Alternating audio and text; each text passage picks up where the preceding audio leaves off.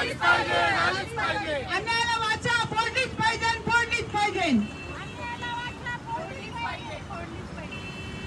अरे या नराधमांचं करायचं काय? अरे या त्याच्या निषेधार्थ आज तुम्ही रस्त्यावर उतरलात, काय सांगाल?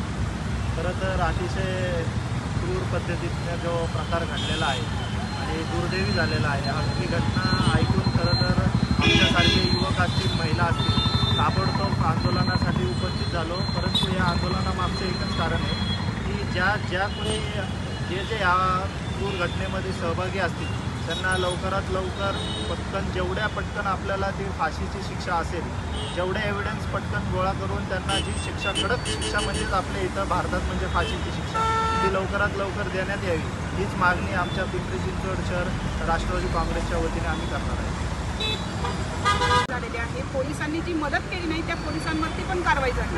परंतु आमची अशी मागणी आहे की ज्या आरोपी आहे, अक्षय शिंदे नावाचा जो मुलगा आहे, त्या मुलाला ती दादा म्हणून ती धक्का मारत होती।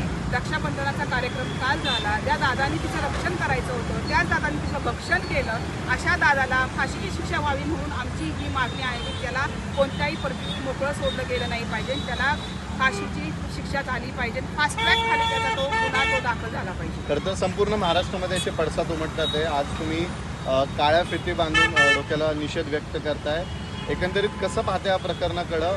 जरी तुम्ही सत्तेत असाल तरी म्हणताय तुम्ही की आम्ही ह्याच्या निषेधार्थ आंदोलन करतोय, मुख्यमंत्र्यांकडे काय मागणी असणार आहे? माझी मुख्यमंत्र्यांकडे हीच मागणी आहे की त्या नराधमाला फाशी झाली पाहिजे। आम्ही सत्तेत आहोत, सत्तेत जरी असला तरी ते माणूस म्हणूनच सत्तेमध्ये काम करत असतो, माणसाला सुद्धा भावना असतात, मुख्यमंत्र्यांनाही भावना आहेत, दादांनाही भावना आहेत, त्या भावनेच्या आधारावरतीच त्यांनी त्या कारवाई करायला सांगितलेली आहे।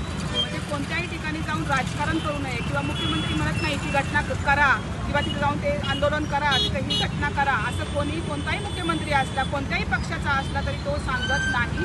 लोकांनी त्याचा औचाबाऊ करू नये असं मला वाटतं।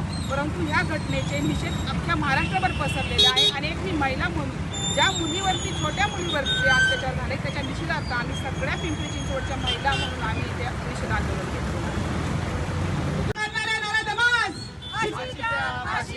क्रूरकृत्य करणाऱ्या नराधमास फाशी द्या, फाशी द्या। क्रूरकृत्य करणाऱ्या नराधमास फाशी द्या, फाशी द्या। नराधमाला शिक्षा झालीच पाहिजे, झालीच पाहिजे। अन्यायाला